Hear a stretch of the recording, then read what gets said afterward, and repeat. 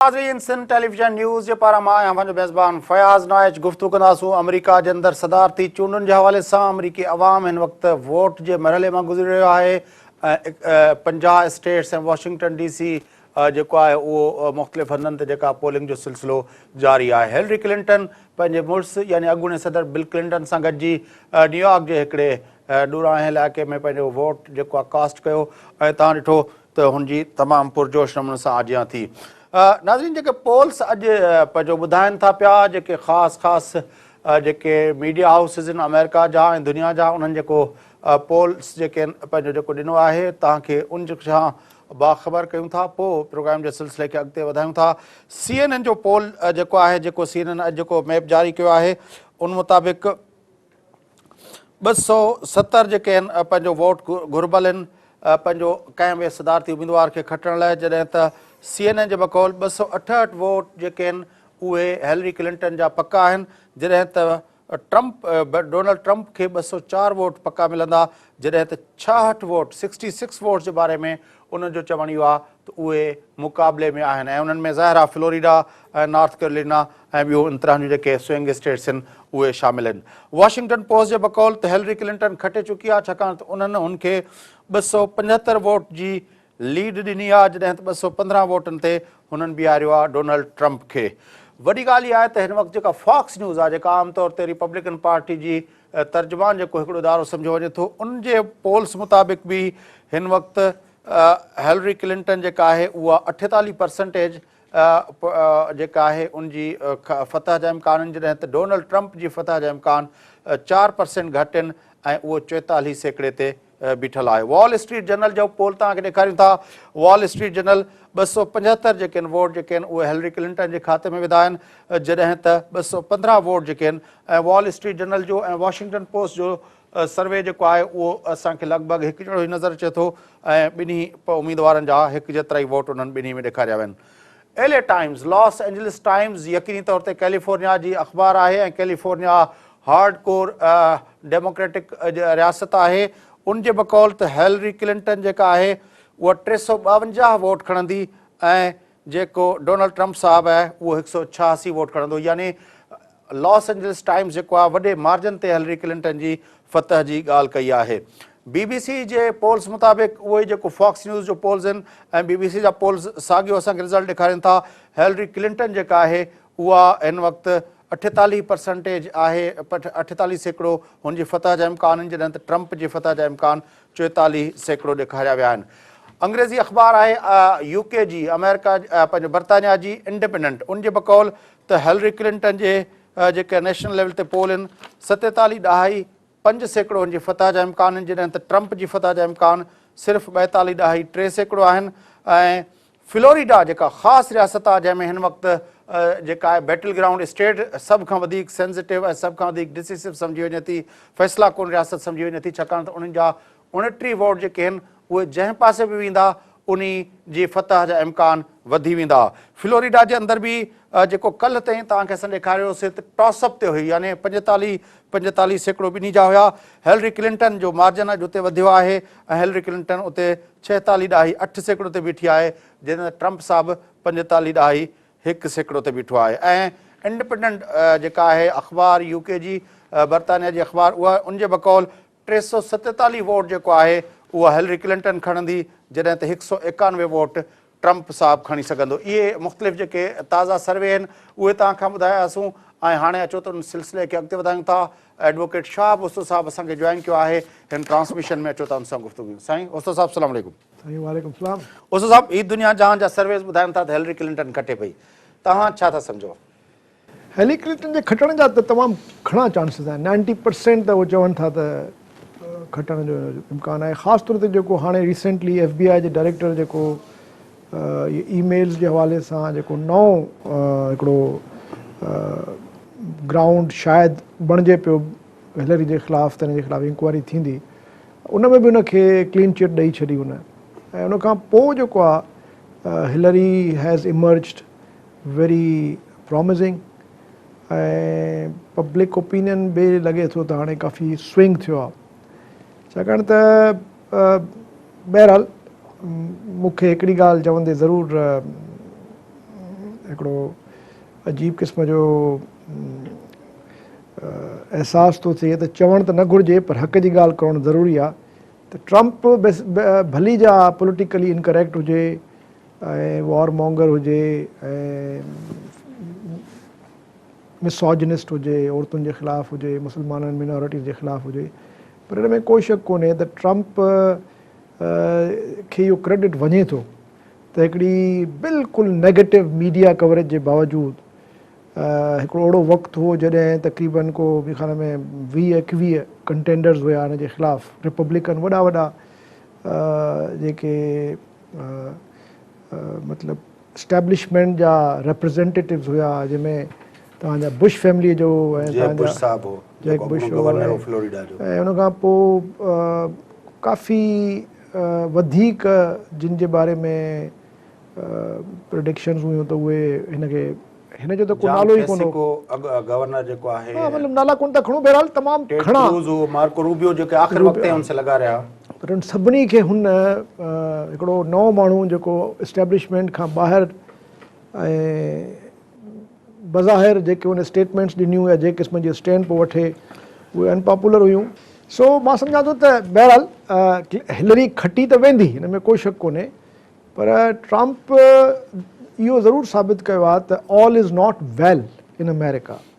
America में चङो ख़ासो हिकिड़ो अहिड़ो तबिको पैदा थियो आहे जेको इन स्टेटस को जे पॉलिटिक्स खां बेज़ार आहे, जेका ट्रेडिशनल डेमोक्रेटिक रिपब्लिकन पिच आहे उनखां बिल्कुलु हाणे उहो अलॻि थियणु थो चाहे, छाकाणि त जेका बुश जी गवर्नमेंट हुई या जेका ओबामा जी गवर्नमेंट हुई, ॿिन्ही में जेके माण्हुनि जा बुनियादी मसइला हुया, ख़ासि तौर ते जेको ग्लोबलाइज़ेशन खां पोइ ऐं रोबोटिक टेक्नोलॉजी खां पोइ ऐं चाइना जे तमामु घणे इन्फ्लुएंस जे करे जेके जॉब्स अमेरिका खां ॿाहिरि हलिया विया आहिनि ऐं उते हाणे बाक़ाइदे ग्लोबलाइज़ेशन जो जेको असरु आहे उहो बिल्कुलु। पर हिकिड़ी ॻाल्हि आहे जेको ओबामा साहब जेको चयो हुयो त he is misfit for the presidency, मतिलबु हुनजो जेको टोन आहे जेको उहो हिकिड़े ज़िम्मेवार, मिसाल तौरु हुनजो जेको आहे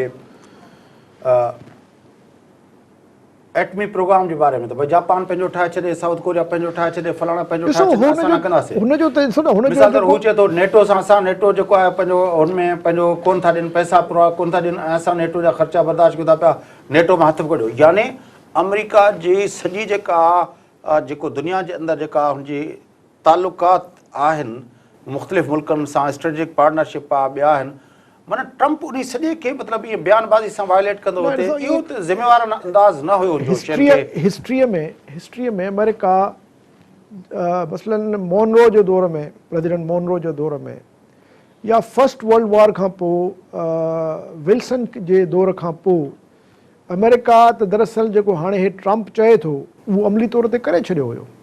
between the two world wars वारो जेको दौर हुयो जंहिंमें वारसाई जी ट्रीटी थी हुई ऐं जेको लीग ऑफ नेशंस ठहियो हुयो इहो अमेरिका जो इनिशिएटिव हुयो, पर लीग ऑफ नेशंस खे अमेरिकन कांग्रेस वेट ई न कयो, यानी जंहिं तख़लीक़ कई उन प्रेसिडेंट खे जेको आहे अमेरिकन कांग्रेस उनजी उन ॻाल्हि खे न मञियो त भई ठीकु आहे हाणे असांजो को वास्तो ई कोन्हे, इहे भली यूरोपियन वॉर्स जेके आहिनि, इहे इम्पीरियलिस्ट वॉर्स जेके आहिनि, भली इहे पाण में विड़ी मरनि, असां हिन में को इन में हिसो न वठंदासीं, असांजो को वास्तो कोन्हे, ऐं अमेरिका रिट्रीट करे वियो।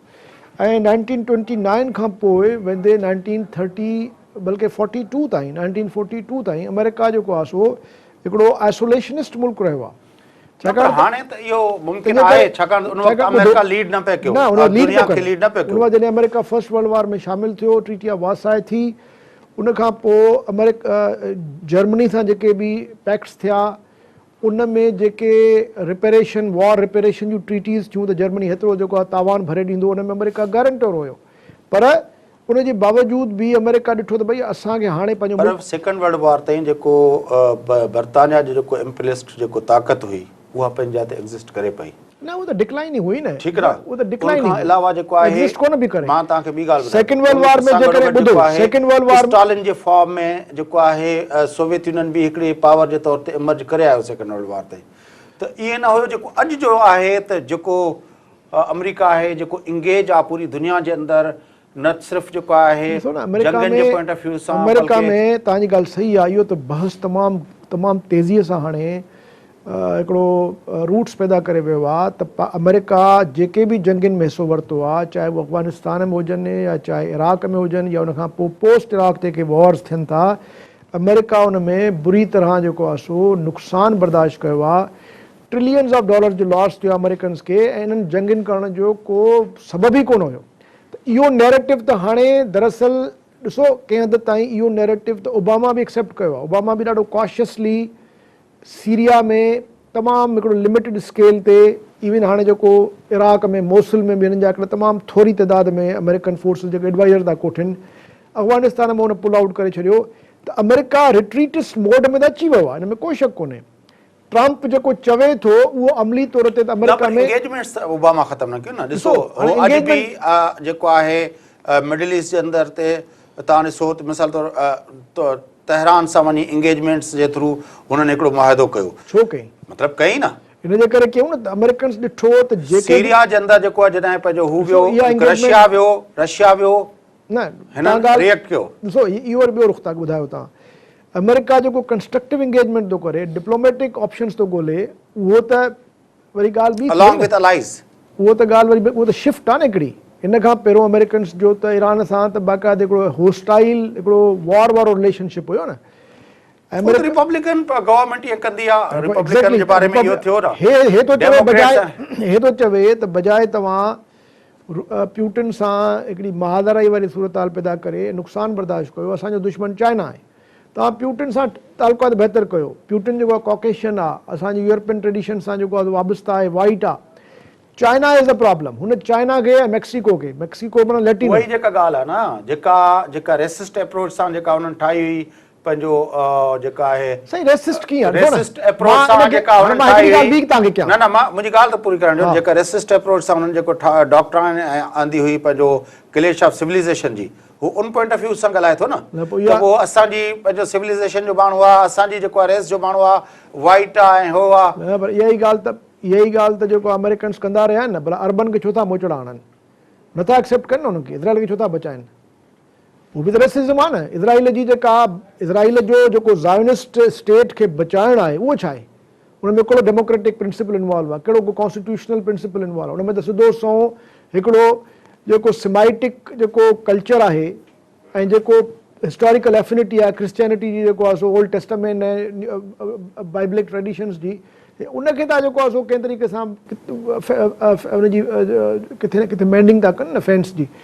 ॿिए तरफ़ हो मुस्लमाननि खे ऐं अरबनि खे बिल्कुलु हो अलॻि था सम्झनि, उहे हुनखे टेररिस्ट था कोठनि। जॾहिं त इहे जेके बि फोर्सिस आहिनि, इन्हनि सभिनी खे टेररिस्ट ॾिसो 9/11 खां पोइ जी कहाणी आहे। उन खां पहिरियों अरबन खे को टेररिस्ट कोन कोठियो। अमेरिका जी जेका अरब उन खां पहिरियों अमेरिका जा लाडला हुया। असां तव्हां जहिड़ा माण्हू इंपीरियलिस्ट जेके डायनेस्टीज़ हुयूं, जेके जनरल्स हुया, डिक्टेटर्स हुया, उहे हुनजा लाडला हुया कोल्ड वॉर जे दौरान। अरबनि खे त मोचड़ा आया। जेके बि 4-5 वॉर्स थियूं आहिनि अरब इज़राइल जूं, सभिनी में इज़राइल जी जेका फतह जी जेको हिकिड़ो सबबु आहे, उहो अमेरिकन सपोर्ट हुई। 1948 खां वठी वेंदे तव्हांजी हीअ जेका लास्ट वॉर थी 2007-2008 में गज़ा में जेकॾहिं बॉम्बिंग कई, त थ्रू आउट अमेरिका त उनखे बिल्कुलु हर साल 2.5 बिलियन डॉलर हुते ॻाल्हायो पंहिंजो कायरा में जॾहिं ॻाल्हाई पिए मुस्लिम वर्ड्स खे। छा थियो हुन खां पोइ वरी अची वियो तव्हांजो इहो जेको आहे प्रेसिडेंट, छा अथसि नालो, इजिप्ट वारो जेको आहे, उहो वरी अची वियो जनरल सीसी, वरी उहो अमेरिकन सपोर्ट सां अची वियो। छा थियो इन प्रैक्टिकल टर्म्स? त उहो ई थियो जेको बुश कयो। ॾिसो न प्रैक्टिकल टर्म्स कीअं, उहो त तव्हांजो इंटरनल मसला आहे न, उहो तव्हां इंटरनल मसला कीअं, हिकिड़ी भई ठीकु आहे इस्लामिस्ट हुयो, कुझु बि हुयो, पर इलेक्टेड त हुयो न प्रेसिडेंट। जेके हिननि हटाए जेको आहे वरी उहो ई पाकिस्तान वारी कार, वरी उते बि जेको आहे फौजी वेठा आहिनि, उहो रिप्रेशन था कनि। हज़ारे माण्हू आहिनि जिन खे मारियो आहे, हुननि हज़ारे माण्हू जेलनि में पिया आहिनि इजिप्ट में। त अमेरिका जा जेके इहे फेज़िस आहिनि हिस्ट्री में, एम्पायर्स जेके आहिनि उहे रीबैलेंसिंग वरी कंदियूं आहिनि, पंहिंजो एग्ज़ॉस्ट करे पंहिंजा रिसोर्सिस, वरी दे रिट्रीट, वरी they try to restrengthen themselves. America हिन वक़्तु मोर देन $30-40 ट्रिलियन जी कर्ज़ाई आहे, अमेरिका में जेको आहे सो हिन वक़्तु वॾे में वॾो प्रॉब्लम आहे ग्लोबलाइज़ेशन खां पोइ जेको हुते जेको लेबर जेको मार्केट आहे उहो हिकिड़े प्रेशर में आयो आहे ऐं जेका या ओपन डोर पॉलिसी जेका आहे फ्री ट्रेड जेका रिजीम आहे उहा हाणे हिननि खे बाइट थी करे उन खां पोइ रोबोटिक्स जे करे मशीन जे अचण जे करे हाणे जीअं हे जेको आहे ड्राइवरलेस गाॾियूं था ठाहिनि अमेरिका जो तमामु वॾो जेको लेबर मार्केट आहे उहो उन में ड्राइवर में नफ़ी साउद भाई साहिबा लाइन ते आहे. अच्छा ठीकु आहे. सो हाणे अमेरिका जा बेतहाशा जेके तव्हांखे हज़ारनि जी तइदाद में जेके जॉब्स क्रिएट थींदा आहिनि उहे ट्रांसपोर्ट सेक्टर में थींदा आहिनि ड्राइवर्स जेके आहिनि हाणे जेकॾहिं हे जीअं कनि था हाणे ड्राइवरलेस गाॾियूं था पैदा कनि या ऊबर जेका पैदा थी आहे ऊबर त ड्राइवर हलाइनि. हा पर इहा बि अॻिते हली इहा बि ड्राइवरलेस था कनि त हाणे इहे अॻिते हली इहे जेके रेवोल्यूशन्स था अचनि टेक्नोलॉजी जा उनजो जेको लेबर ते उनजी एम्प्लॉयमेंट मार्केट ते असरु थो पवे उन लाइ अमेरिका तयारु कोन्हे अञा तंहिंजे करे उनजो बैकलैश त पंहिंजी जाइ ते आहे. इहो त वर्ल्ड वाइड फिनोमिना आहे न छड़ो अमेरिका नथो करे उन सां गॾु वेस्ट जेको आहे पूरो जेको आहे उनजे अंदरि ख़ासि तरह जेको यूरोप आहे उनजे अंदरि जेको ही ब्रेक्ज़िट शुरू थियो आहे उनजे अंदरि जेको इहो जेको तव्हां ॾिसो ग्रीस जो ॿार खणण खां इनकार करण ते जेको प्रॉब्लम थियो आहे त इहो त प्रॉब्लम वर्ल्ड वाइड थींदो थो वञे. हाणे जेके तव्हांजा जेके पुराणा पावर्स हुया इकोनॉमिक ऐं मिलिट्री पावर्स हुया उहे हाणे डिक्लाइनिंग फेज़ में अची विया आहिनि. हाणे तव्हांजो इकोनॉमिक जेको पावर आहे उहो शिफ्ट थियो एशिया पैसिफिक रीजन में तंहिंजे करे उहा हिकिड़ी ॿी फिनोमिना आहे. पर उनजे बावजूदि बि इहे मुल्क जेके आहिनि उहे घटि में घटि डेमोक्रेटिक स्टेबिलिटी जो त अञा ताईं जेको दुनिया में जेको हिकिड़ो बैलेंस आहे उहो त अञा ताईं रखियूं वेठा आहिनि न. घटि में घटि पंहिंजे मुल्कनि में हिननि जी डेमोक्रेसी आहे. सो हाणे जेको ट्रंप वारी जेका हीअ इलेक्शन आहे इहा बज़ाते ख़ुदि हिकिड़ो इंडिकेटर आहे त अमेरिका हाणे हिकिड़े ॿिए नफ़्सियाती जेको आहे सो हिकिड़ी स्टेट जो शिकार आहे. America is not happy with the status को पॉलिटिक्स.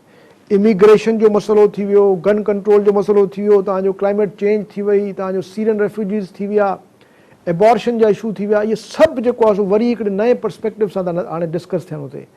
हाणे गन कंट्रोल इहो आहे त तव्हां सेकेंड अमेंडमेंट में मां हिकिड़ो वक़फ़ो ठहंदो वक़फ़े खां पोइ मोटी अची जेके इशूज़ जेके आहिनि अमेरिकन पॉलिटिक्स जे अंदरि हिन भेरे जेको डिस्कस थिया आहिनि ऐं जेको तव्हां ॻाल्हि था कयो इंटरनल जेके उन्हनि जा प्रॉब्लम आहिनि सोसाइटी जा उनमें जेको आहे इहे इमिग्रेशन जे बारे में औरतुनि जे बारे में गन कंट्रोल जे हवाले सां या जेको आहे ख़ुदि ओबामा केयर ते जेको आहे तमामु वॾी तनक़ीद कई आहे पंहिंजी कैंपेन जे दौरान ट्रंप साहिबु उनजे हवाले सां ऐं टैक्स सिस्टम जे हवाले सां बि तमामु वॾो डिबेट हलियो आहे छाकाणि त हिलरी क्लिंटन जो त असां मिडिल क्लासिस ते कयूं ऐं हुनजो ख़्यालु हो त अमीरनि खां घटि टैक्स कयो त उहे मोटी अची पंहिंजो इन्वेस्ट कनि. उहे जेके इंटरनल हुनजी सोसाइटी जा इशूज़ जेके आहिनि डिबेट जे अंदरि डिस्कस थिया आहिनि उन ते गुफ़्तगू कंदासीं.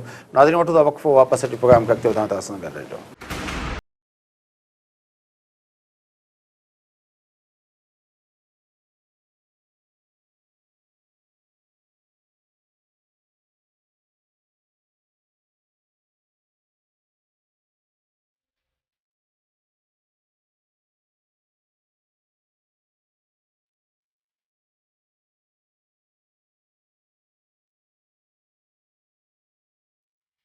वेलकम बैक नाज़रीन अचो प्रोग्राम जे सिलसिले खे अॻिते वधायूं गुफ़्तगू कयूं था अमरीकी चूंडनि जे हवाले सां अचो त उन सिलसिले खे अॻिते वधायूं. शाह ओस्तो साहिबु जेको आहे त सीनियर तजनिगार सां गॾु आहे अचो त हुन सां गुफ़्तगू खे अॻिते वधायूं. जी ओस्तो साहिबु हीअ जेके तव्हां ॻाल्हि कई तमामु इम्पोर्टेंट छाकाणि त जॾहिं बर्नी सैंडर्स रेस में हुयो उन वक़्तु जेको हुयो 1% ऐं 99% जो बहस हलियो पियो ऐं तमामु वॾो यूथ जेको आहे उनजी सपोर्ट में निकिरी आयो ऐं ईअं लॻो पए त जेको डेमोक्रेटिक पार्टी जी इस्टेब्लिशमेंट आहे हिकु केतिरनि मौक़नि ते लॻो त शायदि उहा बि रिपब्लिकन पार्टी जी इस्टेब्लिशमेंट वांगुरु लुढ़ंदे नज़र आई असांखे केतिरनि जाइनि ते जेको आहे बाक़ाइदा सीरियस लेवल जो हिकिड़ो थ्रेट जेको आहे हिलरी क्लिंटन जी कैंडिडेसी खे जेको आहे हुन कयो.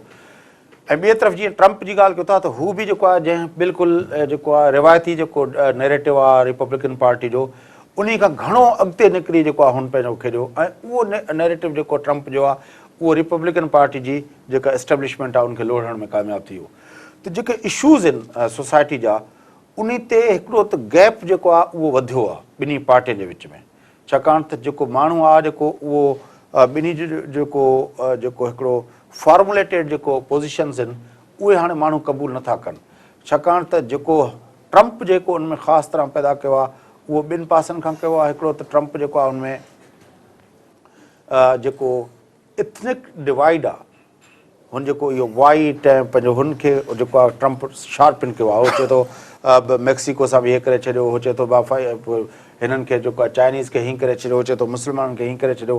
हिकिड़ो उन ते हुन फोकस कयो।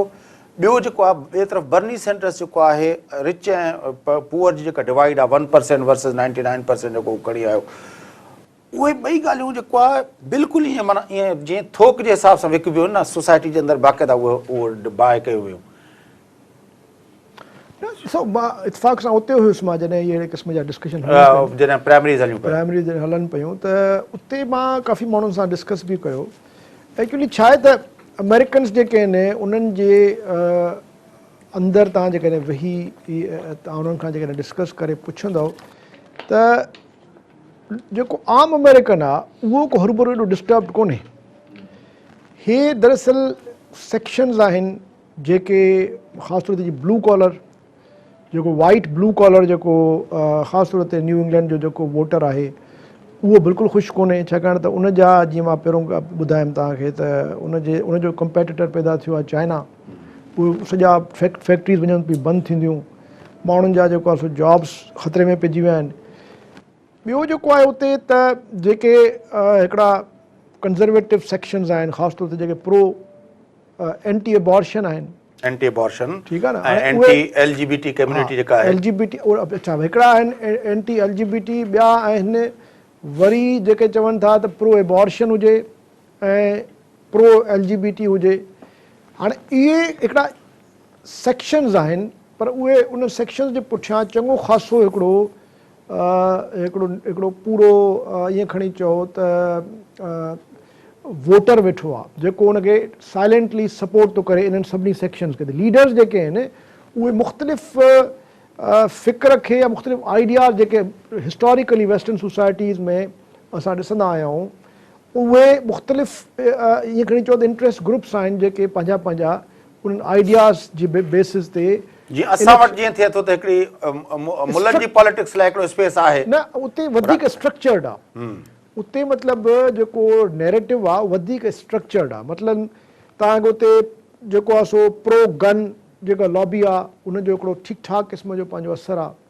उन खां पोइ हिकिड़ी चङी सेकंड अमेंडमेंट जंहिंखे ॾिसो इकोनॉमिस्ट जेको आहे उतां जो उहो हिकिड़ा उहे आहिनि जेके चवनि था त रेगुलेटरी तव्हांजी मार्केट इकोनॉमी हुजे, फ्री इकोनॉमी जेका आहे तव्हांजी उहा फेल वई, ऐं टैक्सिस जे मामले में चवनि था त टैक्स जेके आहिनि सो 1% रिच जेको आहे उनखे वधीक टैक्स कयो ऐं जेको हेठि वेठा आहिनि उन्हनि खे तव्हां रिलीफ ॾियो। ऐं बल्कि उनजे अगेंस्ट वरी हू जेको आहे थो चवे त न, तव्हां मथे जेके वेठा आहिनि उन्हनि खे टैक्स जो ब्रेक ॾियो त जीअं उहो रीइन्वेस्टमेंट कंदो जेको पुराणी पॉलिसी आहे। त हाणे इन सां छा थो थिए त अमेरिका जी जेका तव्हांखे जेका पिक्चर थी मिले उहा पिक्चर का हिकिड़ी यूनिफाइड पिक्चर न आहे, पर कंपोज़िट पिक्चर आहे। मुख़्तलिफ़ क़िस्मनि जा हुन में व्यूज़ आहिनि जेके मिलिटेटिंग व्यूज़ आहिनि, कंफ्लिक्टिंग व्यूज़ आहिनि। तंहिंजे करे अमेरिका जी जेका सियासत आहे उनखे तव्हां हिकिड़े कंहिं इलेक्शन में नथा ॾिसी सघो। तव्हां हुनखे प्रोग्रेसिव हिस्टोरिकल फेज़ में ॾिसंदव त अॻे सिविल राइट जो जेको इशू हूंदो हुयो, कारनि खे वोट ॾियण जो त खणी हक़ु मिलियो हुयो, पर जेके ॿिया हुनजा सिविल राइट्स हुया उहे न हुया। आहिस्ता आहिस्ता उन मां निकिती अमेरिका। उन खां पोइ काफ़ी वक़्तु एबॉर्शन जो सिलसिलो जेको आहे सो उन ते प्रो एबॉर्शन जेको हिकिड़ो व्यू हुयो अमेरिका में ॾाढो मज़बूत हुयो। इवन सुप्रीम कोर्ट जा जजिस बि जेको आहे सो उनखे न पिया मञनि, ऐं उन खां पोइ आहिस्ता आहिस्ता उहो बि उन में बि चेंज आई। हाणे तमामु घणियूं स्टेट्स आहिनि जिते एबॉर्शन जेको आहे सो लीगल आहे। ऐं उन खां पोइ अहिड़े तरीक़े सां गेज़ जे बारे में उते पहिरियों तमामु घणो हिकिड़ो सख़्तु हिकिड़ो रिएक्शन ऑफ सोसाइटी में, हाणे उते गेज़ जे लाइ बि लेजिस्लेशन थी वई आहे। इवन सेम सेक्स मैरिजिस बि तव्हां करे सघो था। त इहे जेके बि इशूज़ आहिनि अमेरिका जा, इहे अकॉर्डिंग टू द कंटेम्पररी बल्कि हो गैरी जॉनसन जेको आहे जेको उनजो आहे लिबर्टेरियन पार्टी जेको प्रेसिडेंट आहे, उहो पुराणा जेके अमेरिकन जेको हिकिड़ो क्लास हुयो जेको लिबर्टी माना त जेको state small state minimum state जो रोल आहे उनखे जेको आहे उहो जेको बेंजामिन फ्रैंकलिन खां वठी थॉमस जेफरसन खां वठी जेको उन्हनि जो हिकिड़ो लिबर्टेरियन अमेरिकन, छाकाणि त अमेरिका जॾहिं सोशली कंजर्वेटिव आहिनि, छा आहे त सोशली पंहिंजो हू आहिनि No, no, they are not conservatives. न न उहे They are आहिनि liberals. लिबरल आहिनि पर उहे लिबरल आहिनि पंहिंजो हिन टर्म में Politically liberal.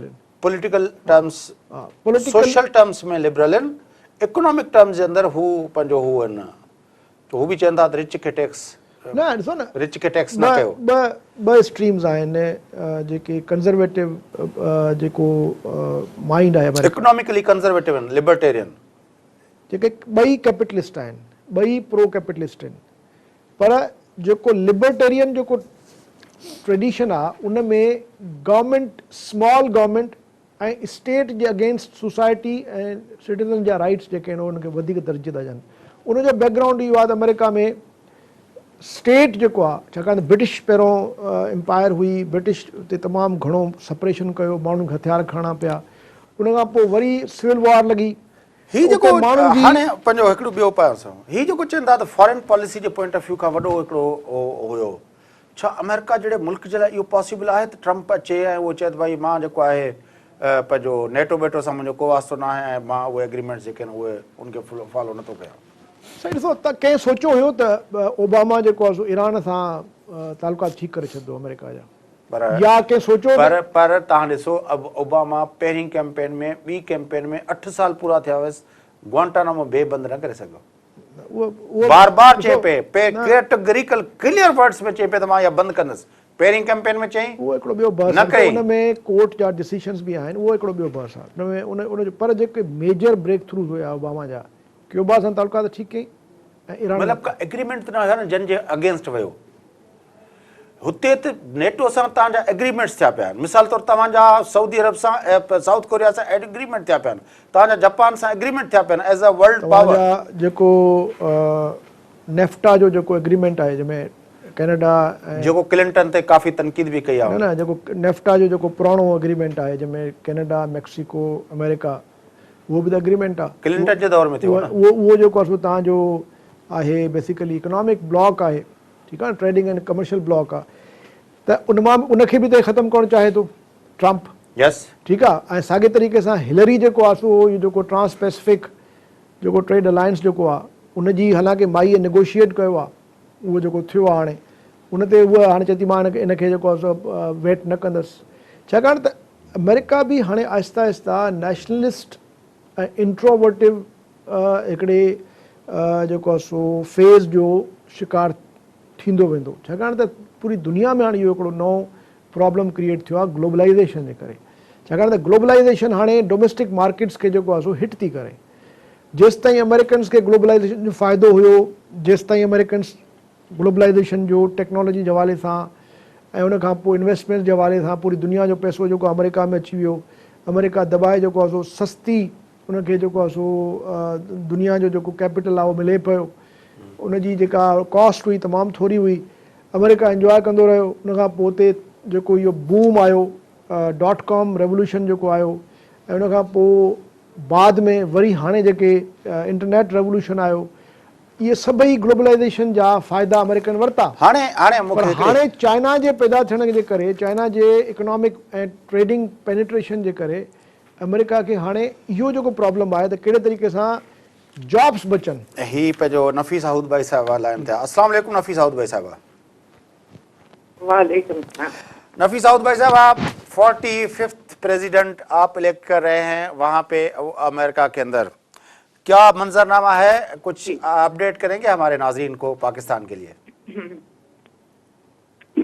बिल्कुल इस वक्त पूरे मुल्क में इंतखाबात का समा है और कहा जा रहा है कि जगह जगह बड़ी बड़ी लाइनें हैं लोग वोटिंग के लिए बड़ी तादाद देखते हैं और समझा जा रहा है कि डोनाल्ड ट्रंप के लिए भी काफी पुरजोश लाइनें हैं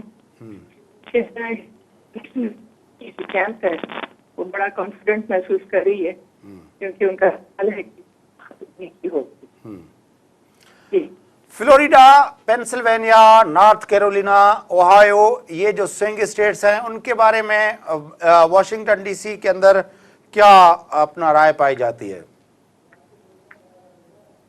दोबारा पूछेगा Florida Pennsylvania Ohio north Carolina اور اس طرح کی جو دوسری سوئنگ اسٹیٹس ہیں ان کے بارے میں کیا پیشن گوئیاں جاری ہیں وہاں پہ؟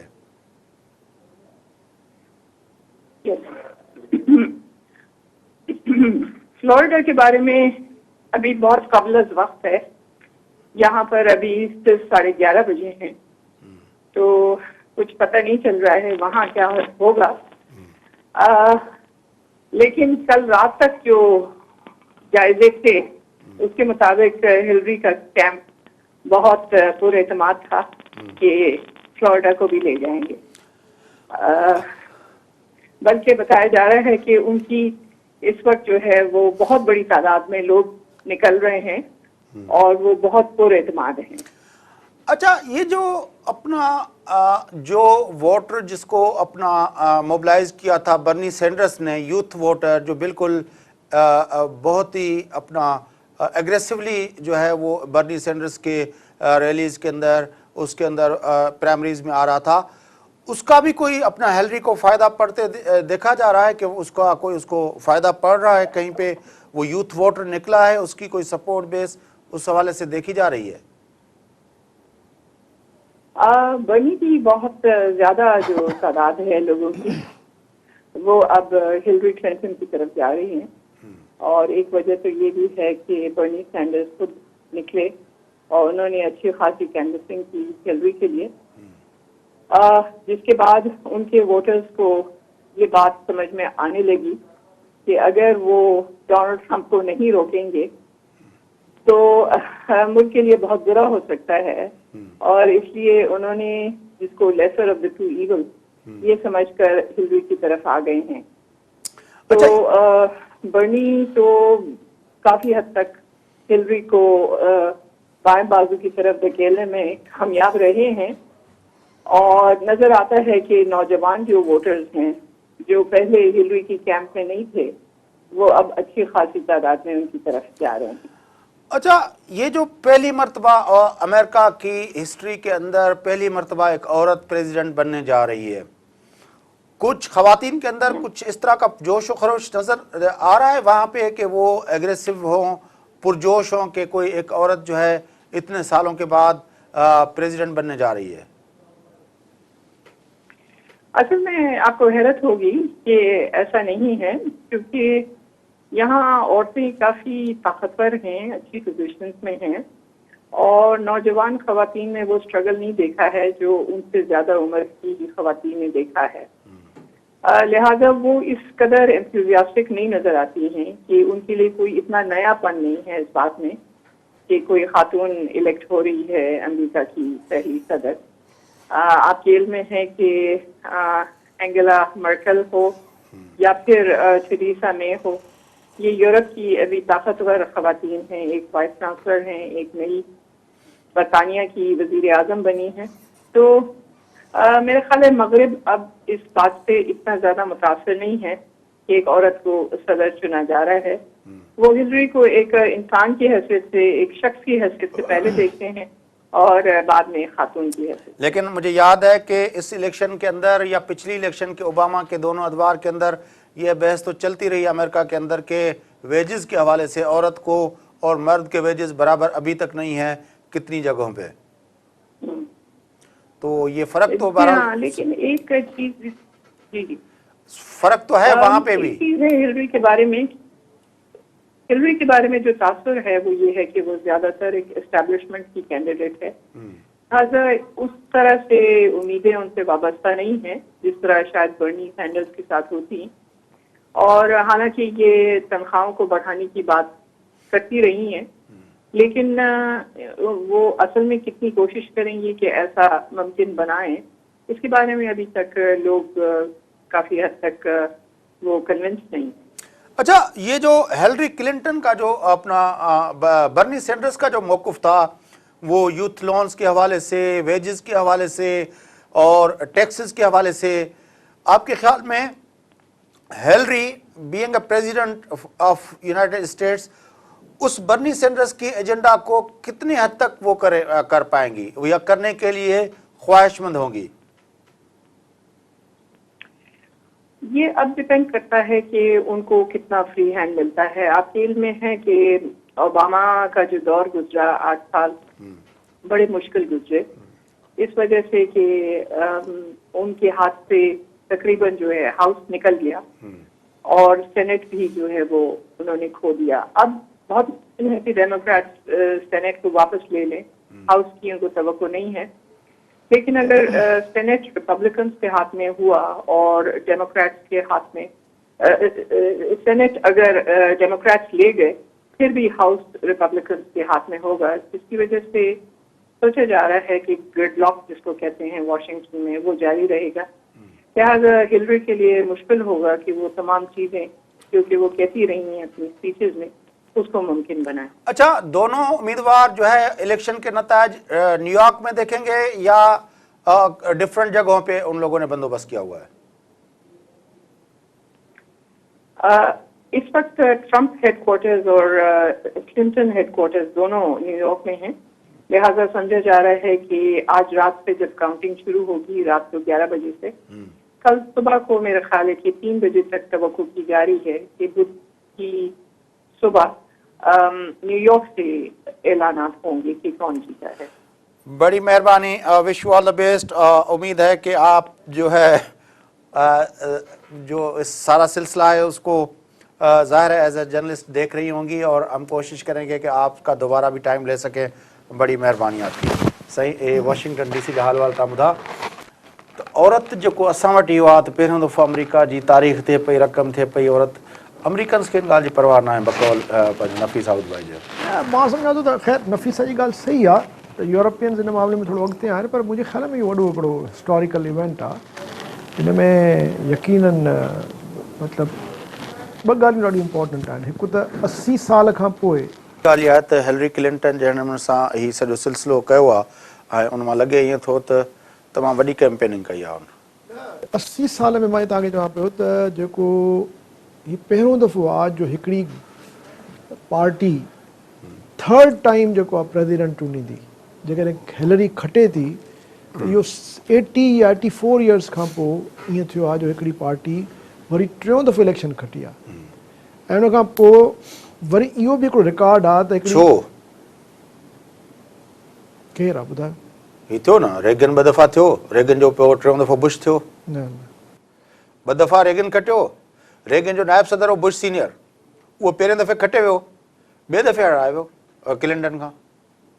न मां किथे मां तव्हांखे ॿुधायां थो न, हीअ त रिसेंट हिस्ट्री जी ॻाल्हि आहे, 80s जी ॻाल्हि आहे न। रेगन 2 दफ़ा खटियो, बुश जो नायब सदर हो। न यू राइट, यू राइट, पर मां किथे पढ़ियो हीअ त रिसेंट जी ॻाल्हि आहे न। यू राइट, बुश आयो हुयो, हा, पर पोइ मुंहिंजे ख़्याल में वेरी रेयर आहे हा। थर्ड टाइम जेको अचे थो।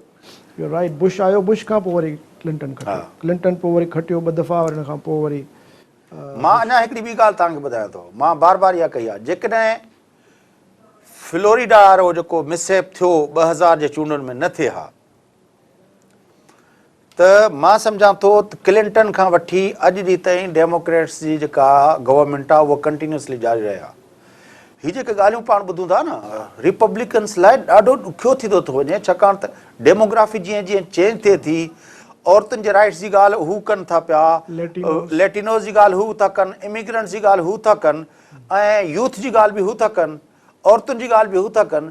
त रिपब्लिकन पार्टी जो वोट बेस जेको आहे उहो डे बाय डे ॾाढो नैरो थींदो थो वञे। इहा ॻाल्हि तव्हांजी सही आहे, छाकाणि त हाणे हे कोशिशि पूरी था कनि त जेको अमेरिका जो जेको पुराणो ग्रैंड ओल्ड पार्टी जेका कोठींदा आहिनि हिनखे रिपब्लिकन पार्टी खे, इनखे उन जी जेका पुराणी जेका एसेंस आहे उनखे बचाइजे। त इहा जेको वाइट एंग्लो सैक्सन अमेरिकन आहे उन जे इंट्रस्ट खे जेको आहे सो बचाइजे, ऐं कैपिटलिस्ट वैल्यूज़ जेके आहिनि, फ्री मार्केट जेको आहे, ऐं अमेरिका में दुनिया में अमेरिका जी जेका डोमिनेशन आहे उनखे कहिड़े तरीक़े सां इंश्योर करिणो आहे। पर तव्हांजी ॻाल्हि सही आहे त हिन वक़्तु जेको अमेरिका जे अंदरि ॾिसो न 30% त तव्हांजो लैटिनोज़ जो वोट आहे, उन खां पोइ ब्लैक मिलाए त चङी ख़ासी तइदादु आहे जेका अल्टीमेटली डिसाइसिव पंहिंजो रोल प्ले थी करे।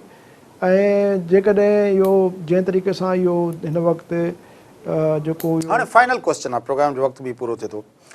अमेरिका जो रोल जेको आहे एज़ अ ग्लोब वर्ल्ड जे अंदरि जेको आहे, जीअं तव्हां चओ त ओबामा जेको आहे उनखे जंगनि मां हिननि मां जेको आहे कढी जेको आहे तव्हां चओ था त अमेरिकन्स इंट्रोवर्ट थींदा था वञनि. डू यू सी कि अचण वारा 4 साल Hillary Clinton as a president of the America, हुनजो जेको ग्लोबल रोल आहे उहो वधीक घटिजंदो ऐं हू पंहिंजो इंटरनल अफेयर्स ते वधीक फोकस कंदा? एक्चुअली छा आहे त अमेरिका जे अंदरि जेको ग्रिड लॉक पैदा थी थो वञे जॾहिं तव्हां खां कांग्रेस खसिजी थी वञे, मतिलबु हिकिड़ी ॾिसो न ओबामा हेल्पलेस थी वियो. ओबामा पंहिंजे सेकेंड टर्म में को अहिड़ो मेजर लेजिस्लेशन न करे सघियो छाकाणि त 2 हाउस हलिया विया उन्हनि जे हथ में. हाणे बि जेकॾहिं क्लिंटन अचे थी ऐं उनजे अचण खां पोइ पर नफ़ीसा ॿुधायो त सेनेट में उन्हनि खे इम्कान आहे त वापसि अचनि. हा उहो 53-48 जो एतिरो फ़र्क़ु हुयो मुंहिंजे ख़्याल में. उहो हिकिड़े या ॿिनि ते जेको आहे उन्हनि जो थियो. पर ॻाल्हि इहा आहे त फ्यूचर में जेकॾहिं इहो ॾाढो इम्पोर्टेंट आहे त क्लिंटन खे जेकॾहिं हाउस में मेजॉरिटी मिले थी. हाउस न मिलंदो हिननि खे, ॿुधो हाउस ॾुखियो आहे. मतिलबु इहो आहे सेनेट मिलंदी, कांग्रेस जे अंदरि हिकिड़ो 2 सालनि खां पोइ इलेक्शन्स आहिनि. त जेकॾहिं हाउस में मिले थो ऐं मथे बि कंहिं तरीक़े सां जीअं हे था मैनेज करे वञनि त पोइ मेजर रिफॉर्म्स करे सघे थी. न त हिलरी लाइ हिकिड़ी ॻाल्हि मशहूरु आहे त हीअ बाय पार्टिज़न जेको लेजिस्लेशन आहे या हिनजी जेका एक्सपर्टीज़ इहा आहे त हीअ अक्रॉस द आइल जेको आहे ॿिन्ही पार्टियुनि खे मिलाए ऐं हिन सेनेट जे जॾहिं पाण बर्नी सैंडर्स चवंदो न ही आहे हुननि जी नुमाइंदा. हीअ ॿाई ॼणो सेंट्रिस्ट आहे ऐं हीअ मॉडरेट हुनजो हिकिड़ो रहियो आहे. पर इंटरनेशनली मां सम्झां थो त अमेरिकन्स खे उहा जेका एग्रेसिव जेका पॉलिसी बुश जे ज़माने में ॾिठीसीं असां या जेका ट्रम्प पोइ चवे उहा असांखे हाणे नज़र न ईंदी. हाणे इंगेजमेंट्स थींदा चाइना सां बि, रूस सां बि, यूरोप सां बि. रूस जे ख़िलाफ़ लोकल लेवल ते स्ट्रेटेजिक अलायंसिस अमेरिका कंदो, जीअं हाणे जंहिंजो शुरूआति ओबामा करे वियो आहे इंडिया सां. ऐं कोशिशि कंदा त चीन जे ख़िलाफ़ हिकिड़े हवाले सां. हा, चीन खे कंटेन करण जी पॉलिसी जेका आहे उहा पंहिंजी चीन ऐं रूस ॿिन्ही खे कंटेन कंदा. हा, रूस जो छा आहे त रूस जो जेको रोल आहे उहो एशिया पैसिफिक में एतिरो कोन्हे. हालांकि उहो घिरी आयो आहे, ज़ोरी अची वेठो आहे सभु हुन में मिडल ईस्ट में त जीअं पंहिंजी जेका पंहिंजो वेट वधाए. पर एक्चुअली हुनजो जेको रोल आहे बेसिकली अॼु बि अमेरिका ऐं रूस जेको आहे उहो हिंदुस्तान जहिड़े वॾे मुल्क जो सभ खां वॾे में वॾो डीलर आहे, पंहिंजो सप्लाई थो करे. उहो सप्लाई भली करे न, उहो त हाणे आर्म्स जी बि जो जेको पर हिन वक़्तु अमेरिका इंडिया वधीक हिक ॿिए जे वेझो अचे. सही ॻाल्हि आहे. तव्हांजी वॾी महिरबानी तव्हां असांखे जॉइन कयो. नाज़रीन, हिकु दफ़ो ॿीहर तव्हांखे प्रोग्राम जो वक़्तु पूरो थिए थो पर तव्हांखे सर्वेस ॾेखारींदा हलूं. द इंडिपेंडेंट अख़बार बर्तानिया जी आहे, उनजो सर्वे तव्हांखे ॾेखारियूं था. 347 वोट जेको आहे उन्हनि जे सर्वे मुताबिक़ हिलरी क्लिंटन खणंदी, जॾहिं त 191 वोट जेका आहे उहो ट्रम्प साहब खणंदो. BBC जो सर्वे 48% इम्कान आहे त हिलरी क्लिंटन खटंदी, जॾहिं त 44% जेको आहे डोनाल्ड ट्रम्प जे फतह जा इम्कान ॾेखारिया वञनि पिया. लॉस एंजलिस टाइम्स जो सर्वे जेको असांखे ॿुधाए थो त 352 वोट जेका आहे उहा हिलरी क्लिंटन जे फ़ाइदे में वेंदा, जॾहिं त 136 वोट जेको आहे सिर्फ़ु डोनाल्ड ट्रम्प साहब खटे सघे थो. वॉल स्ट्रीट जर्नल जेको आहे उन जे बकौल 275 वोट हिलरी क्लिंटन जा ऐं 215 वोट जेके आहिनि पंहिंजो ट्रम्प साहब जा पका आहिनि. बाक़ी जेको आहे वोटनि लाइ ॿिन्ही खे जेको आहे स्विंग स्टेट जे अंदरि टॉस अप ते आहिनि. फॉक्स न्यूज़ जेको पंहिंजो रिपब्लिकन पार्टी जो तर्जुमान सम्झो ईंदो आहे, उहो बि ॿुधाए थो त जेको हिलरी क्लिंटन 48% उनजी फतह जा इम्कान आहिनि, जॾहिं त 44% ट्रम्प जी फतह जा इम्कान आहिनि. वॉशिंगटन पोस्ट ॿुधाए थी त 275 वोट जेके आहिनि उहे हिलरी क्लिंटन जा पका आहिनि, जॾहिं त 215 वोट ट्रम्प साहब खणी सघे थो. CNN जो पोल असांखे ॿुधाए थो त 204 वोट जेके आहिनि ट्रम्प जा हिन वक़्त ताईं पका आहिनि, जॾहिं त 268 वोट जेके आहिनि उहे हिलरी क्लिंटन जा पका आहिनि, जॾहिं त 66 यानी 66 वोट अहिड़ा आहिनि जेके बैटल ग्राउंड स्टेट जा आहिनि, जंहिंमें उहो पेंसिल्वेनिया, फ्लोरिडा, ओहायो ऐं नॉर्थ कैरोलिना वग़ैरह शामिल आहिनि. प्रोग्राम जो वक़्तु पूरो थिए थो. पंहिंजे मेज़बान फयाज़ नाज खे इजाज़त सदाईं गॾु.